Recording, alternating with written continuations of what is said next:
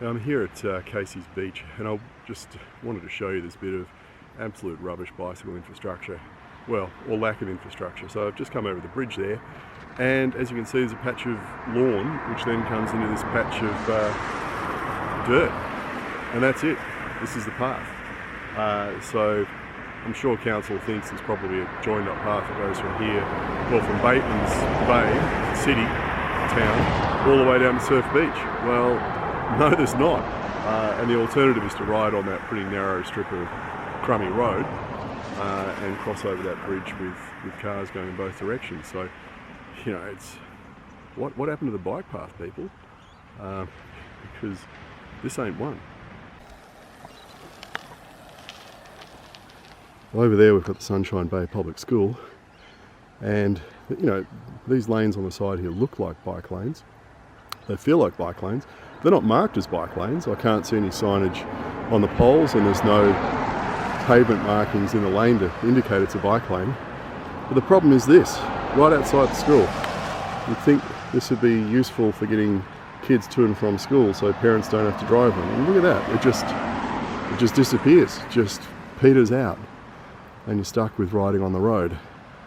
So you got to wonder if council is serious about reducing traffic, getting kids to ride to school.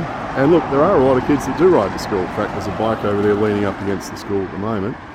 And over there at the playground, there's bike racks, which during the school year are actually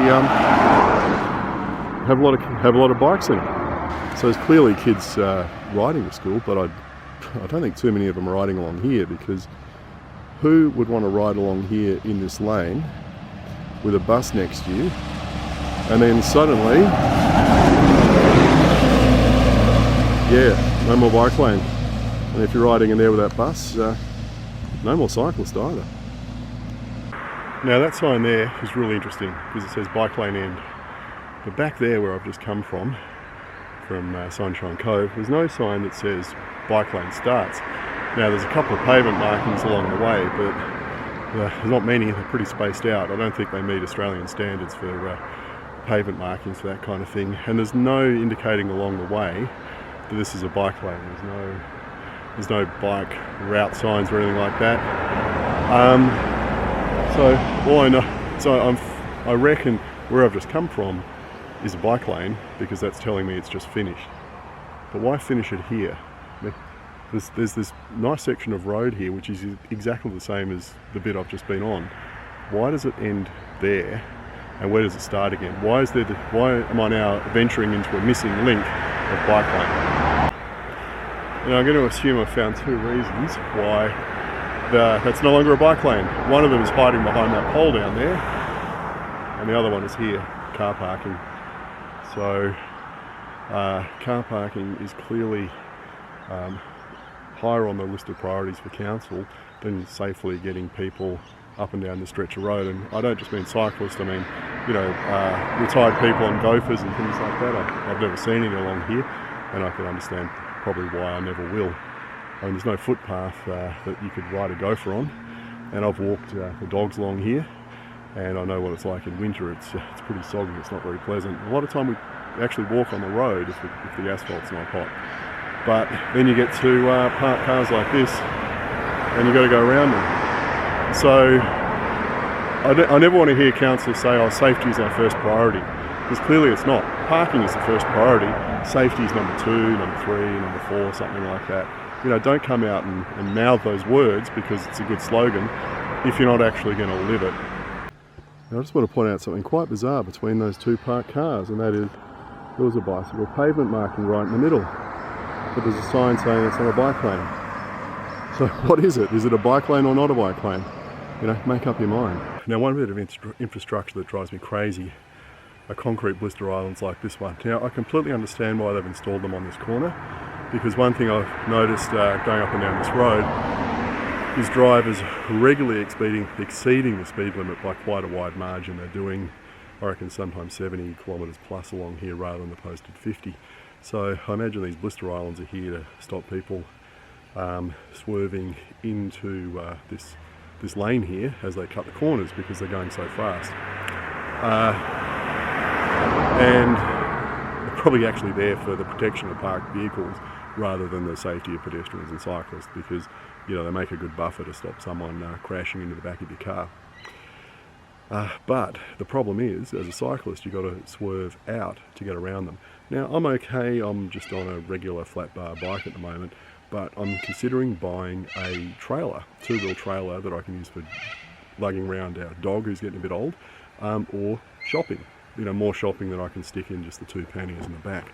And I'm talking about, like 4 or 6 bags of stuff. And when you then become a fair bit wider than a regular bike. But as you can see here, these cars coming around the corner, some of them are fairly close to that white line.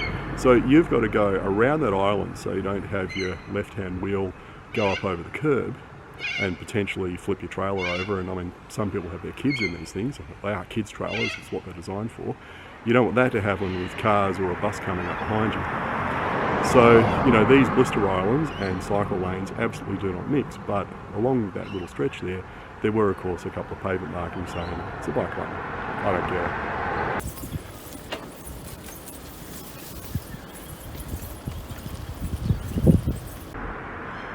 Now, these two islands I've just come past are possibly, well, no, they're not possibly, they are easily the worst examples of homicidal road engineering that I've seen in a long time. I mean, again, I can understand why they're there. I've seen, buses coming up over this hill and people trying to overtake them in their cars and idiotic stuff like that. They're there for a traffic management reason.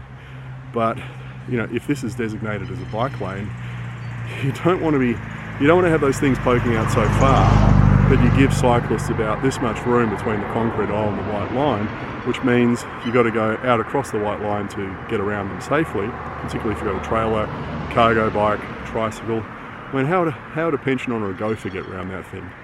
And you've got people zooming up around the corner here, hammering it up over this hill.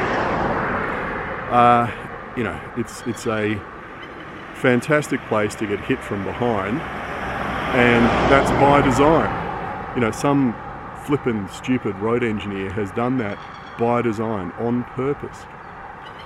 So, the first thing I'd be doing is coming along and pulling those things out and coming up with a better way to manage speed if that's required. I mean, if need be, pick that concrete curb up and move it over so the curb is on the white line there to narrow that lane, and give cyclists here a nice wide cut through between the curb and the inside of the island. I mean, that's a sensible way to do it. This is madness, and this is not Sparta.